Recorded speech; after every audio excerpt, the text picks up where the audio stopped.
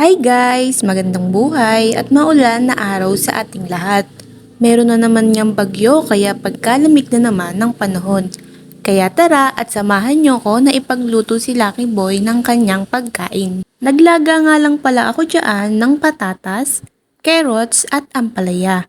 At sinamahan ko na rin ng konting manok. So fast forward, naluto na nga ang pagkain ni Lucky Boy. Kaya naman hinanda ko na sa kanyang kainan. Pinalamig ko muna siya para hindi ito mahirap himayin at para na rin maitabi ko yung iba sa refrigerator. Ang ginagawa ko nga pala guys ay hinahalo kong mabuti itong manok at itong gulay para naman hindi piliin ni Lucky at makain din niya mismo yung pinakagulay. At ang matitira naman ay ilalagay ko muna sa ref upang makain din niya sa susunod na araw. Tara at pakainin na natin si Lucky Boy. Iyan nga at tuwang-tuwa siya dahil may chimket na naman ang kanyang pagkain. Mainam din talaga guys na gintong nilaga lang ang pinapakain natin sa kanila at walang kahit na anong timpla. Para manatili silang healthy at makasama pa natin sila ng matagal. Yun lang po at maraming salamat sa pagsama sa amin ni Lucky. Ingat!